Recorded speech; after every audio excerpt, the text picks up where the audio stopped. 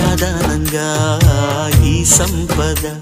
చేపట్టే ఆవరుడు శ్రీహరి కాడ పొందాలనుకున్నా పొందే వీలుందా అందరికీ అందనిది సుందరి నీడ ఇందరి చేతులు పంచిన మమత పచ్చగా పెంచిన పూలత నిత్యం విరిసే నందనమవద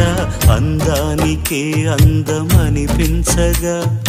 దిగి వచ్చెను ఏమో దివి కానుక అరుదైన చిన్నారిగా కోవెల్లో